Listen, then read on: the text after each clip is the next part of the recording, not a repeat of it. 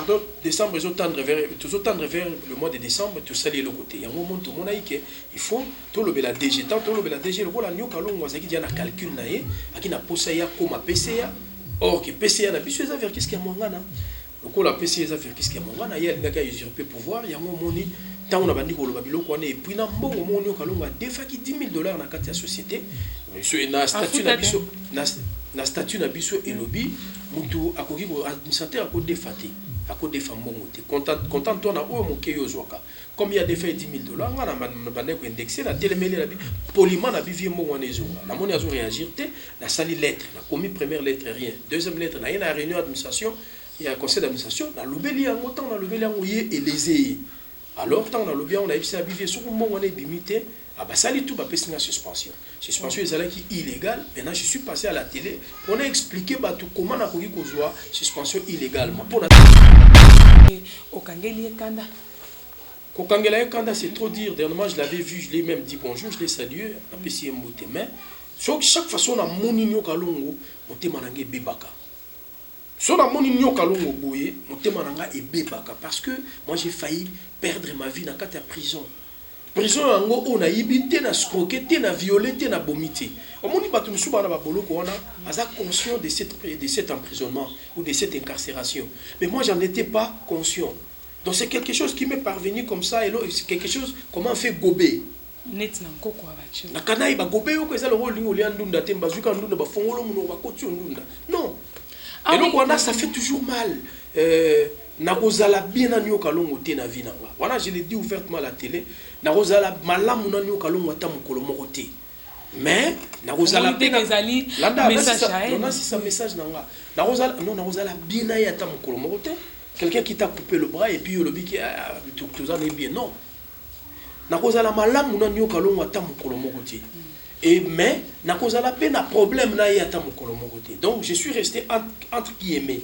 Naza na ponte entre guillemets naza na katikati na forme na été mais naza master na été na ozala bien na été au moins nga parcours ezebele pas madilu ezaka nze momo na tiate na tia banzembo ebele est-ce que banzembo ngo yepe achaka yepe non biso to beta musique ya dictature toi qui batulora bangamba toi qui bangamba ya ba patron na biso toi qui ozali kamba olobate madilu obenga na bi oh petit na ngai on a zoké ne poto il faut botia banzembo pour moni mbalo yo vraiment nalingi bino pe o sala bato baye babino donc botia banzembo bato comprendre maintenant botia banzembo on n'a pas botia banzembo ba via kimia on a kina na ya reception bi on a kimina na mwambango na poto nazoya na kimina mwambango na poto nazoya tanga ke poto mona bengi bani boma bato wana tout mais bazo yemba ka obiso to yemba.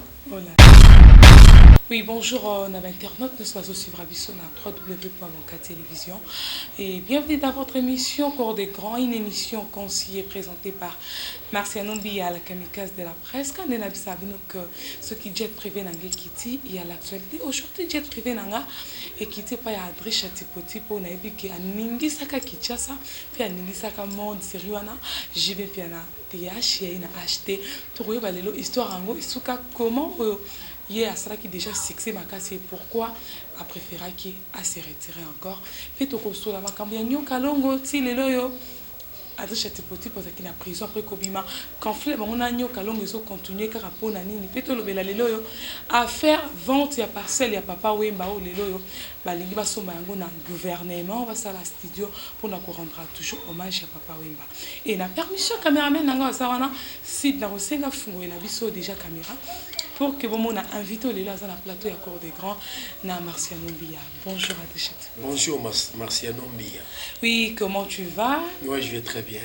Ah oui, je suis sûr que les internautes vous autres à la vie pour comprendre. Inviter les autres dans la plateau à Cours des Grands et on le baming exact mais tout le monde le parcours nayo avant que tout côté n'a pas question d'actualité tellement que c'est la première fois où les qui n'a banque activité la Cours des Grands et Marciano.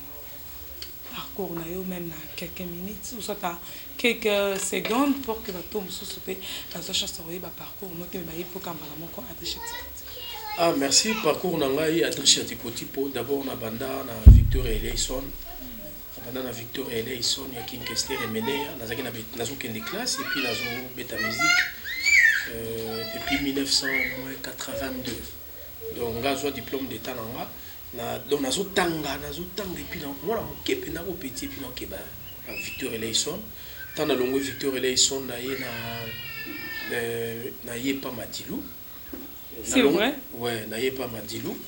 Na ye pas Madilou nde na salaki pena moi makambo pe belé lisusu. Na voyaki mingi na Madilou que son âme repose en paix, grand frère propre Madilou système. Est-ce que kuna pe uchaka bavona banzimbo Madilou netizemi? N'est pas Madilou. D'abord, moi, la bande musique comme drummer, n'a qui chanteur, n'a qui drummer, n'a pas bêta drum, n'a bêta batterie, n'a Victor Eleison. Et après, tant on a eu Victor Eleison, dans le mois où tout est Victor va voyager qui Victor Eleison va voyager qui n'a pas en 1991, donc 1991. On a tellement les période il faut préparer avec certains angai et ça y est père boya qui a dit non, je ne peux rien faire. Il faut un diplôme. J'ai eu un diplôme d'État en 1997. Et voilà. Après cela, on s'est retrouvé et pas Madilou. D'un côté, pas Madilou. Et pas Madilou, j'ai passé beaucoup de temps. On a été à peu près 5 ans ou 6 ans. On a voyagé trop dans Madilou. Est-ce qu'il y a au Tcharaba cœur dans Madilou? Il y a un zone qui a expliqué. Et pas Madilou, ils ont dit que Tcharaba cœur. Il y a Banzembo. Ozwana mokili sengaka mbongo nyonso na mokili sengaka mbongo etumbu tozwana mokili se olata olia la vie nanga nakolelaka mama motinga na pasi ngai mwana nakoli naboya kufa na pasi mpo nini kembo plaisir na baoyo bazwa Masalamine pour bazouaka facilement. Ah oui, nous assure que l'internet vous a la biso vous comprendre que vous en avez châti pour le connaître pour découvrir ma modèle parce que surtout il va que vous allez rappeler na Madilou système au les a chose mon étonnante plutôt na bateau va suivre. Mais est-ce que tu as idéologie pourquoi les loyo oyaki na système ya acheter DH c'était dire quoi? Non, exactement que un artiste oyo aza doué et puis un artiste intello, quelqu'un qui sait réfléchir, quelqu'un qui connaît, qui sait comment élaborer une stratégie. Voilà. Album Isaki Nango, album Salamaki, Isaka que dans la musique, il faut qu'il y ait de l'émulation. Pour créer émulation, ils ont une polémique pour tout. Mais dans la période où on a, il y a une polémique parce que on ne peut pas polémique à la qui donc polémique à Jibewera et à Trisha Tipoti pour Bimina Kati.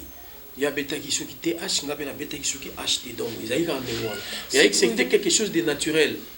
C'était même pas prévu. C'était quelque chose de naturel. Apparemment votre paloba qui zalaka oui rançon de mutazwakayo pour que oya kochama en bris et pas Jibé piana. Ça vous oui rançon dans zonga ndeni nga artiste munene boy. Nga artiste munene.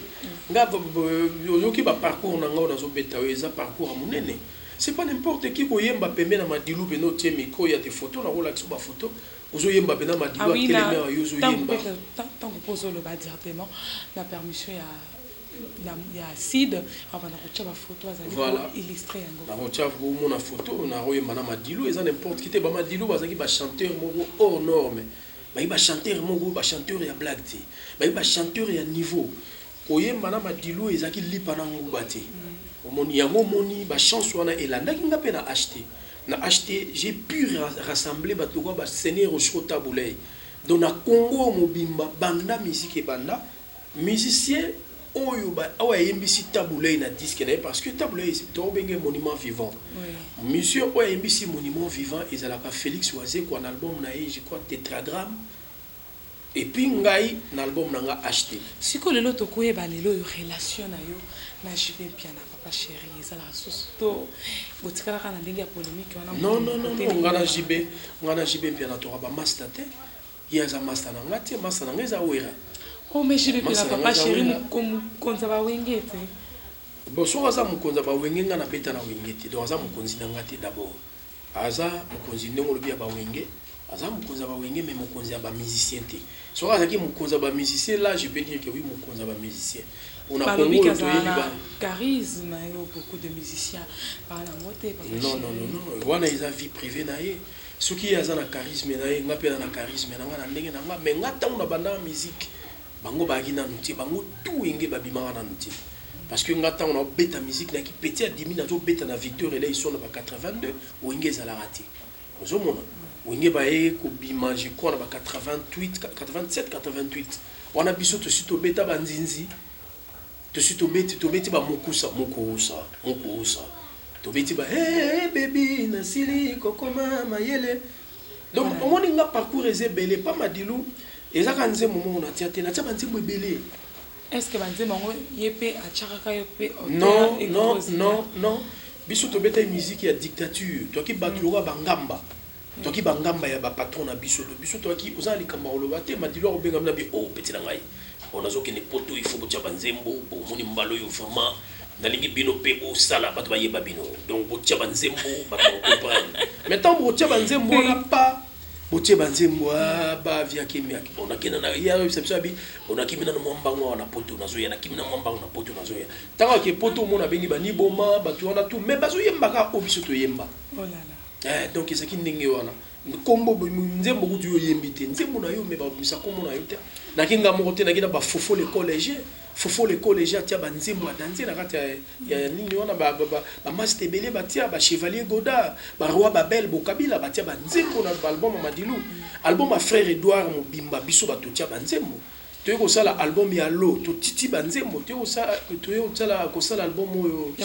ya pouvoir to titi ba nzembo donc to za bato yo to ki ko œuvrer boto ki na bolingo ya kolutu na biso Madilu système pour na potala ze pe ka mutacha voilà yango bi non Madilu azaki mukongo ngaza mutabandundu mais kasba batabandundu na kongo non nga ki artiste na ye na ngakaka na ye ko compatir ndenge zaka nga na ye pa ya mutu na vie soko koti na vie ya mutu faut apporter un plus biso to côté na vie Madilu to apporter qui un plus biso tant to na Madilu to zo beta ba concert biso beta ba concert na ba salle ya ba 285 000 personnes surtout ni bat bakendaka Uganda tuna bango boyebi Gaba Beach biso to beta 2 fois na Gaba Beach donc 280 000 personnes sikoyo boye penda concert ils en a 20h ba komi concert et banda 20h donc bika heure à 20h ba 22h 23h mais ba tout déjà parti à 13h ba tout ba tondi na salle batondi na enceinte ya Gaba Beach babando benga bino na producteur aboya batu basi batondi Madilu kuta fasha meta mukati zo sara ngai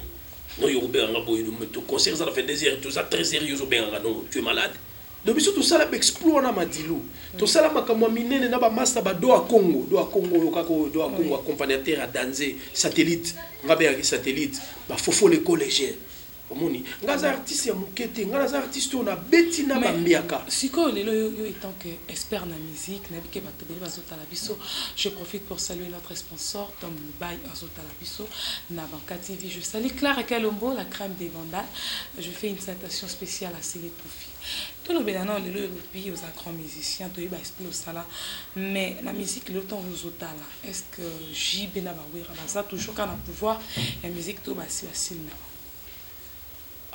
bon, artiste, artiste à Sili, c'est trop dit. Je n'ai jamais profané. Voilà, mon est blasphème. Donc je ne peux jamais blasphémer qu'artiste était à Sili. Parce que dans l'art, il y a des surprises. Yo mon amour, avant netinga siko, depuis na bimisa acheté la bimisa Antibal, la bimisa Alpha 5. Anti-terreau et JB, c'est Antibal. J'ai 3 albums on a bimisa. Depuis, je crois, album Nanga Souka na saga on a 2007. Si les gens ont bimisa album te, na bimisa ikaka nzembo moko Andi Poutou. Andi Poutou wana yango mutebeti sanga na Inde. Ponga na za premier musicien congolais à beta na Inde.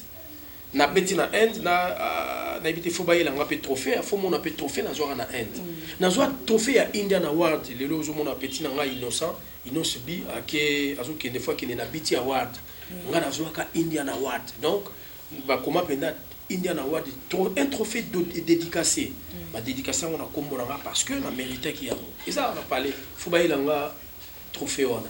Ah oui, nous assure que dans internet vous êtes à la biso vous comprendre tout ça na triche tipo tout le bel appel le acoustique tous les musiciens parce que ça l'acoustique devoir ba pas faire rigolo yo pour le banini. Est-ce que vous après pour ça l'acoustique? Non, ngana sala makambo po muto asalite ngana za artiste moko hors norme, hors pair. c'est-à-dire biso tout ça comme na plaisir té dans un studio dans un album nanga à l'ordre. C'est à travers cet album que les gens vont encore me redécouvrir et comprendront de quoi je suis capable.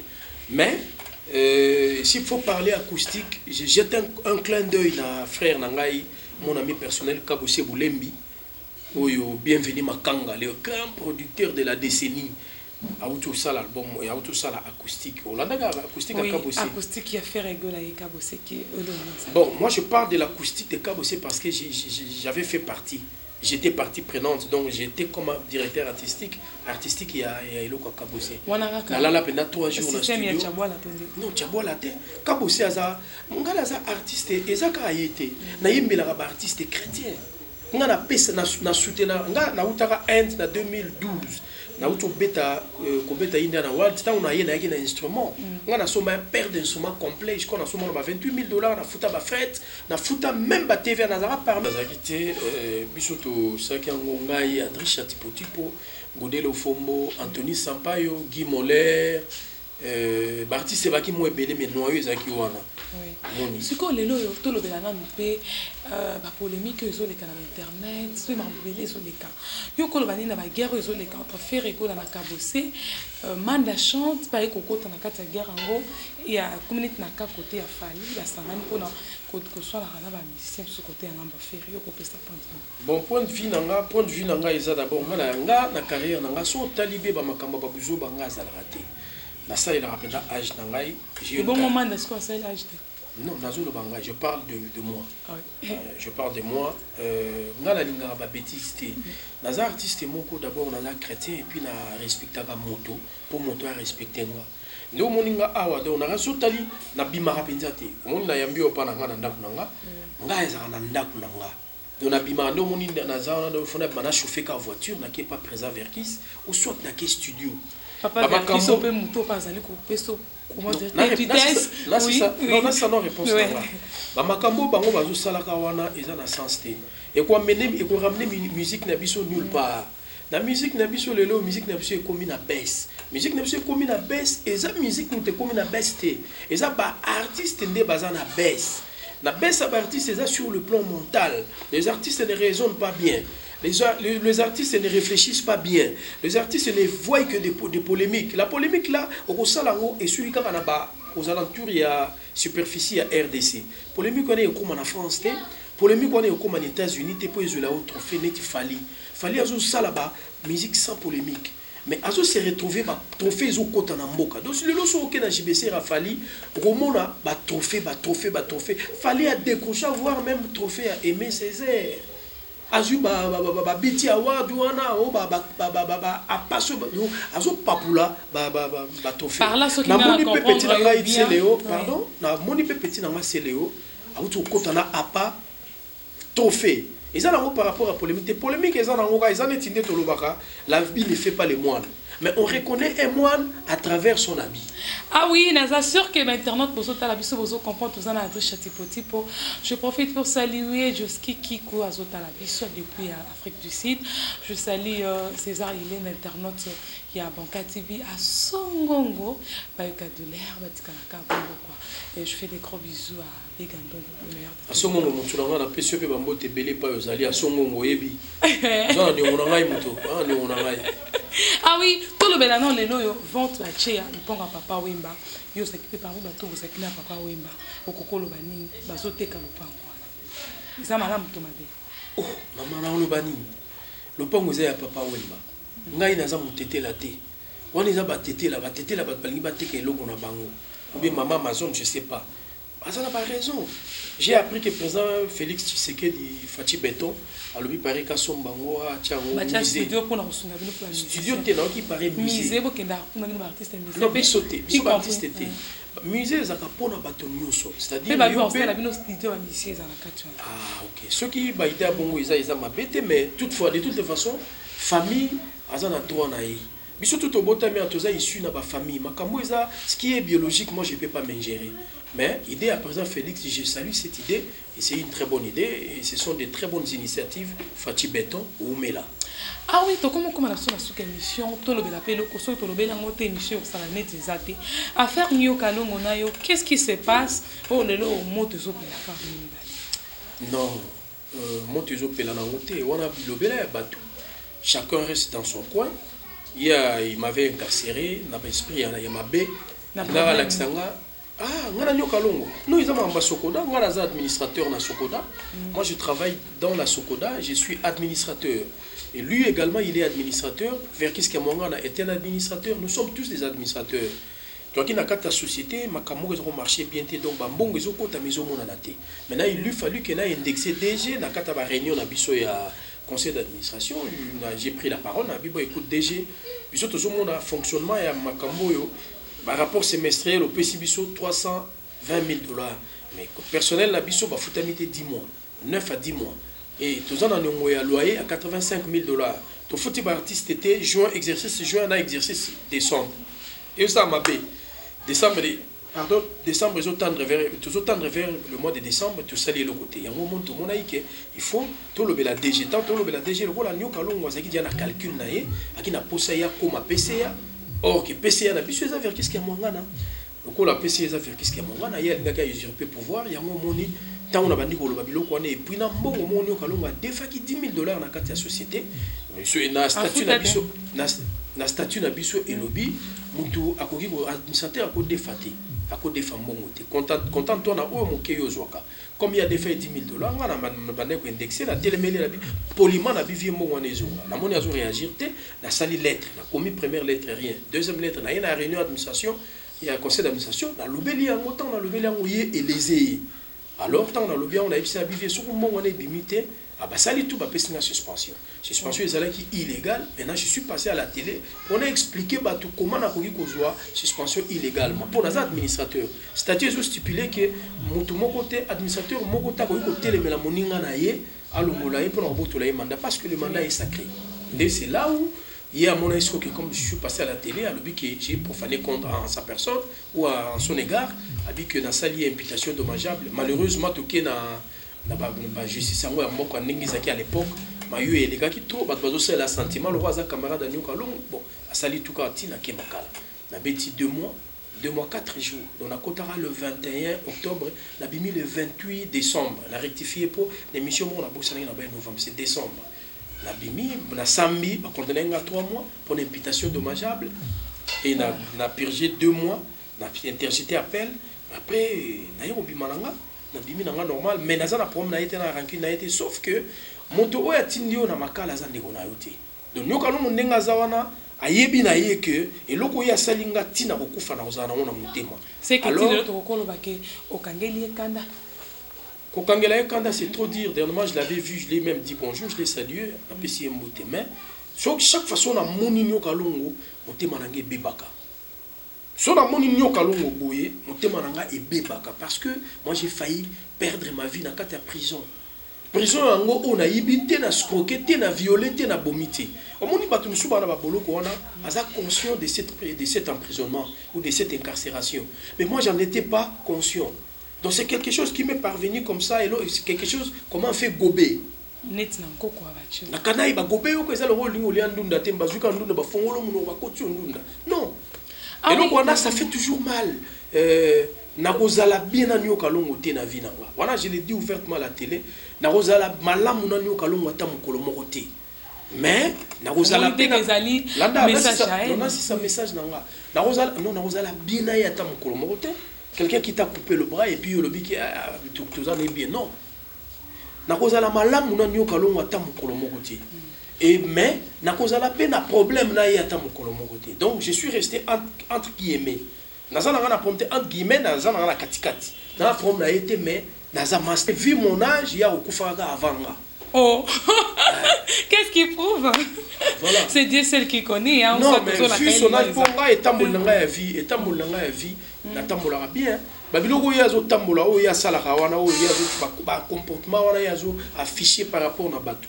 Moto asali le roto tindi na bolo kwa ko souffrir pamba. Hein? Pour nani poser na ba relation moko boy. Non. Oui, merci vraiment Nayo Dozaki disponible dans les canaux émissions la vision au cours des grands. Tout comme une émission na souka émission, je profite pour saluer GG Kalonda, papa, Mambote Nayo, Mambote Trône président Chikito Mochachino, je salue Franck Akifoka qu'on a Katia à Londres, Clara Kalombo. Ça ira bien quoi. Lilo Basuka na ba fan pour Batanio. Lilo Basuka et Ali nous nous avons préparé les pour na ba en fait est-ce que na papa chéri JB est-ce que vous comment en bon terme de guerre non, na répondre non lui kambo ya papa chéri, tous en a guerre té, tous en a bishop artiste, et là qui juste une émulation. C'était une émulation. Mais comment qui oui, ça logique et comment qui polémique ou on a pète bon, et ça n'a pas polémique et ça mon PPLK qui mais actuellement tel que je suis là dans la promenade JBT na zakuta souci un jour to kuta na peto yemba ponga na iso to yembi et ça la dio ya bien. Mais tous en sont ranking té mon ama ezana ko c'est un grand artiste. La fistarae na yo rapi ba boulot na e mais ça la toi bim album parce que tant on a bim album ils ont ça la équilibre nan de kone wera voilà mais et là on a et là le basuki ali na pesi na monte po ngana za petit ya ba peintre ngo ya ndule ba doro ba safoman obi safoman Jesus non safoman zangi elima Jesus come on please donc ba vie on a king of the world safoman na za na Londres. Les artistes qui bayambanga na Victor et son temps na yaka un jeune ba vie bayambanga ina pesi sa forme manzangi lima mbote belé mutasala banzembo belé ba made banzembo belé asala ina ouais oui si qu'on a lingato kabana pe na yo na nzembo orchestre pour nous rendre hommage ndinga zala ki na biso pe atika biso quoi ça la fait quand c'est monnaie oh nzinzi non ngamba yoka moninga oyoka nsangwa malamu boye lelo yo na baloli mpona sukoli motema na ngai mpona yebi bokonzi ya nzambe komi pene mboka pusana pembeni na yawe bato bakumisa bafukamelaka yo pamba te kanda ya nzambe si ekomi pene. Ah oui, merci beaucoup Nayo Ngozaki disponible dans les canaux émission Cours des Grands et la dédiée émission na Alicia Mukenge na dit que Zebaki Kester et ça bien et Junior passe ah oui na assure que l'internet que vous suivra qui sont avocat TV et vous comprendrez à Adriche Tipoti pour lesquels la mission Marciano na sur besoin éclaircissement sur tout le point na dit que ba question na bino na ba commentaire ceux qui vous sengeli sous to yambaye to songa toujours avocat TV pour notre cela binoye je fais des gros bisous à mon fils Faustino l'amour des mamans la joie des mamans quelques dédicaces na ba platani yo pe numéro contact que soit ceux qui moi comme il est souci à produire ou bien une musique non mais dans un studio dans un album sauf que bon on peut savoir salutation dans le patron des taxis français héritier Moblé Ndakakano Moblé Nakati à Nantes Gervais Katende le sénateur Papa Bio Tobo Sanité bienvenue Kamba Apocalypse 22 Maker Mbele la source intarissable du diamant double boss Bosco Sakata. Et puis na musika ndenge na ibisaki binoka ki Safoman Jesus come on please king of the world non salut belé et puis les monstres d'amour Félix Oazé quoi papa bolingo quoi apparemment yo mingi ba miso sana bazaka bato ba bandundu ba Congo et bosko ba libo bozana bango te ko ba jibe wana ba kofelo midete oh Kofi Pirvier viens na rambo vieux yebite veut dire vraiment vieux petit na yo Adrisha peso ba salam quoi vieux on arabien Arabi azana muto na ba mabe na mais Kofi Olomide Pirvier sans problème papa Wemba kutu na donga na okenda pala naza na otindelo ba photo na kutu photo suka to kanga na papa Wemba na ebembe moko boy et 2 mois après to yembi na papa Wemba pour naza artiste na yemba na papa Wemba nzembo suka ya papa Wemba c'est vrai et ça c'est moment sur la paix et bimina nuté et ça na compte ya Culpac bata Culpac ba oyo kama au monde que Ozalaki la meilleure personne en fait sa point de vue nayo sur côté quand on parle papa Mbatoté parce que non Ozalaki n'est pas que Ozalaki motété là non français le bien habisso c'est pas parce qu'on habite près de l'église que tu es un vrai chrétien donc c'est pas parce que j'étais proche à papa Wemba que j'étais devenu motété là non on est allé comme motété là ou bien non tribalisme était papa Wemba était motété là il a une famille il fut issu d'une famille biologique qui a batté là. Et son épouse, maman Amazon, que je respecte beaucoup, maman Nabiso, Azape Mouyaka, Ndekonanga ya Bandundu, Azape na Bandeko na ye, bon, on a repé sa vie par rapport à quoi? Parce que Nabate Kanda Kouana, Nabate Kamote, et là, il a changé la vie, ils ont nganda Kunanga Yango, Mokona Okufa, ande ko nga peso ba teka na bango ils en ont envie mais toi il que biso artiste soko komi tant aux sala moi biloko préparer déjà avenir à bana na yo préparer déjà testament na yo oyebaka nani oko léguer ou bien oko akozala ako hériter quoi. Ah oui, merci beaucoup. Nayo Ndengozaki disponible en l'émission Cours des Grands. On a tout kutani balasima. Je dis merci na Sid. Bazala qui on a la caméra pour nous poser biso. Merci Nayo na disponibilité. Merci Sid Bilili. Sid. Oui, merci beaucoup. Sid sous Bilili. Yes. Sid sous. Après ça, on a nuance. Yes, ça livre vraiment bien, vraiment. Dès que se passe dans la émission, on a tout le temps si on a sujet sous na kamsusu na biki mama sokoda na oya vraiment to solongo sous mingi po chaka ko pas on est là alors bien pas aller parmi la cofondateur et à sokoda pas na poste na yo ki otangete ça reste à vérifier. Non chaka Congo fona lobo bien na kata. Chaka Congo aza cofondateur ya sokoda ti. Azali membre na sokoda et puis azali ki moto azali ko exercer une fonction o ba botoli yango na loma. Parce que la Sokoda te fonctionnera bouillie. Surtout ça, la Sokoda, le rôle de la Sokoda, c'est percevoir pour répartir. Surtout percevoir 100%, il y a bien tu as 75% et qui n'a pas d'artiste. Et puis 25% et qui est pour frais de fonctionnement. 5% et qui n'a pas part sociale.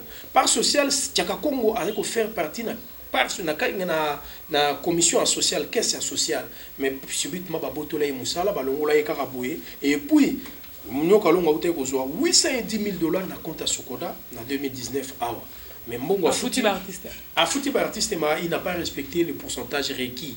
Donc, sur total, il y a $810,000, il faut à ça la 75%, il y a $810,000 à Tiango l'artiste, 25%, il y a 60, il y a Mbongo à Tiango n'a pas n'a fait de fonctionnement et 5% et qui n'a caisse sociale n'a pas sociale. Dossier à suivre, Anabi qui est toujours. Ma composé belé. On dit émission à moi toujours qu'il m'a il fallait bien tous émission moi bien tout